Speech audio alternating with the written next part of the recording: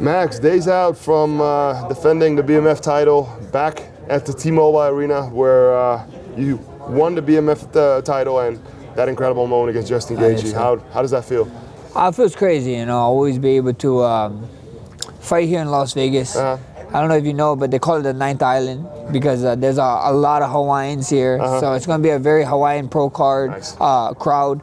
And, you know, the 300 moment was crazy, but now we're here. We main evented the whole thing, and it's exciting. I think a lot of people told you. I was there as well for UFC 300. I've been in a lot of fights, fought myself a lot, but watching that happen live, that was one of the craziest things. Like, I lost my mind. It was insane. Where does it rank in your career when you look back? You've done incredible things. You won the belt. You've had fights with some of the best ever been. But that moment, where does that rank in your career? I mean, that moment freaking transcended the sport for me, right? Like that had a lot of eyes. People who don't know MMA seen that clip, you know. So it's for me personally, though, that moment would be second, just because I loved Jose Aldo, and Aldo is the one that gave me hope that strikers can actually hold belts in MMA and mixed martial arts, you know, and being able to fight the king of Rio in Rio and to win the belt, to win the undisputed belt, that's always going to be a moment for me.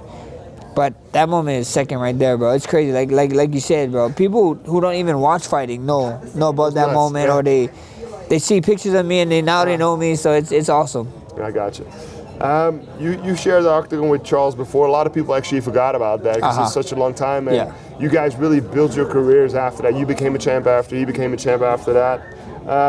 How different do you expect this fight to be? It ended really fast. You know, your movement was very important in that fight, but how different a version of Oliveira do you see coming at you in this fight? I think we'll see a very different different version of Oliveira and a very different version of myself, right? That fight was 10 years ago, you know, and for me and him to be in this moment and to build the legacies that we built, to win the fights that we have fight, we couldn't have been the same dudes. So we're two different dudes, and he even said it, you know. He said before he was just jiu-jitsu Oliveira, and now he's MMA Oliveira. So I'm excited. The first fight was kind of like a lackluster, you know. It was kind of a letdown. So hopefully this fight it lives up to the hype, and you know we get to get new fans with this new Paramount Plus deal. So many eyes, bro, on the sport now. So I'm excited. I'm excited to introduce new fans to UFC. You just mentioned he was a BJJ guy. He really transformed in one of the most prolific and dangerous finishers in UFC history. His stand-up improved a lot. What stands out the most when you watch his most recent fights? I mean, it's just his tenacity, his pressure. A lot of people are putting this as to be a striker versus grappler matchup, which they're far off. You know, he's a striker. His striking is great now. He's hurting a lot of guys on the feet and then submitting them, you know. So at the end of the day, he's a complete fighter. I can't wait, you know. I think so. He even said that, you know, I can strike with him. He can strike with me, but I can't grapple with him. But it's mixed martial arts, man. We got to mix it all together. So I can't wait to come find out come Saturday night. Yeah, I was going to ask you that because you're not really known for your grappling, right? But a big part of that is we don't get to see it a lot because your movement and your footwork is so good. So your takedown defense is good, but you're steps ahead of them with your footwork so that you don't have to defend the takedowns. You don't end up on the ground.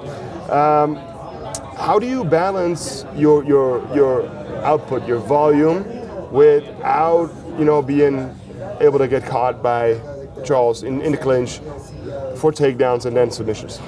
You know, I got a great team behind me. You know, I got some great coaches behind me. My striking coach is Ivan Flores over at Legacy Muay Thai, and I got my jiu-jitsu coach, you know, who also is a wrestler coming up, Rylan Azores, you know, over at Technics Jiu-Jitsu in Oahu. So at the end of the day, it's just, man, we're so smart. The IQ is so smart, you know. I feel like a lot of people call me out with IQ and stuff because they see how much time I get hit, or every time I see, oh, you had land the most, but you also got hit the most. I'm like, brother, like some of the hits, I don't even know how people call it hits when you're rolling with it or whatever. So at the end of the day, it is what it is. People would never know this level. You're a fighter, so you understand it a little bit more, but people are not going to know what's going on in there. until it's too late, you know. So at the end of the day, that's just what it is. I have great coaches, we have great game plans, and I am blessed enough to stick to the game plan and get our hand raised. Sticking to the game plan is really, really important because he thrives with chaos, right? When his moments come, he knocks his opponents down. He's able to go to his submissions. Do you see this fight become a firefight, or, as you say, for you, the most important thing is stay smart, stick to the game plan, stay tactical? I mean, if it comes to firefight, I don't. You don't shy away from it. So it is what it is. If it comes to firefight, it's a firefight. If not, it's not.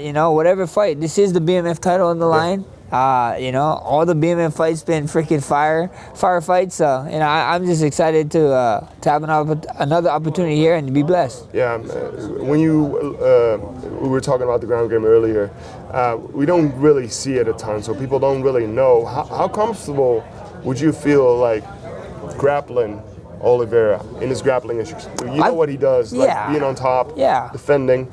Yeah, I feel great. You know what I mean? Like I feel comfortable, man. I feel super good. I've been. Did you bring in someone specific for his style, or? Oh yeah, we got a bunch of jiu-jitsu guys over at Technics. It was great. I got an MMA size guy, same size as Charles, and loves jiu-jitsu like Charles. So it's fun, So of course you got to bring in those guys, but I love jiu-jitsu, man. Not many people know that. Off of when I'm not in camp and I'm training, most of the training I'm doing is gi jiu-jitsu just to do it. You know what I mean? Just because I feel like I'm gonna hit when mids come, I can hit, I can spar, I can do everything. I can do striking whenever, But like doing jiu-jitsu is something that I need to keep on working on. So that was my plan, and it was fun, and it's fun and. Everybody always give me shit for doing gi jiu-jitsu. I'm like, why? It's like, you guys fight no gi, you guys do no gi stuff, that's why. And I'm like, brother, if you can't hold me down in a gi, you're not gonna hold me down in no gi. So that's why I do it. Yep. Looking at the lightweight division right now, there's a lot unknown. Ifilia's gonna fight, there's Arman Tsarukyan, you guys are fighting. Justin holds the interim belt now. We just talked about it 2 years ago, you had that crazy knockout. So things change quick. What are your thoughts on the division and what's going on with it right now? I think the division is up for grabs. I think the UFC, you've been with the UFC. UFC is all about moments, man. If you can go make a moment, you can jump in front of the line, So at the end of the day, I go out there, I get my hand raised, make a moment. Who's to say I'm not the next one? I have history with, like I said, both of the guys, the undisputed title and the interim title. So first things first is Charles, though. I'm sure you interviewed people fighting Charles before, talking about the future, and then they're not on the right side of the announcement, So at the end of the day, he got my full attention. That's what we're doing. Yeah, you've done so much in the UFC. What are your goals still in the UFC? I know the White House card is something you talked about, something you'd love. I'm gonna give you a hard one. White House card, UFC Hawaii. I'll take UFC Hawaii every day, brother. I mean, the White House card is sick and cool, but it's so many. You would have to go through so many security stuff. I mean, they're making us walk through the Oval Office supposedly. So, bro, it's just gonna be a headache, I think, and that's one of the things I don't want to be a part of it, because it'd just be such a headache for it to be moving around. Period. There, it'd be insane. So, I mean, UFC Hawaii all day. Where would that be? What would be your dream location for UFC Hawaii? I wish we had the stadium. The stadium is getting renovated, and it's not going to be done for a couple of years. And knowing Hawaii, whatever they said, you got times that by 9. So I'm going to be far retired by the time a UFC Hawaii can ever happen. Really? Yeah. You sure? Yeah. Yeah. All right. Gotcha. That's it, my man. Thank you. Thank you, brother.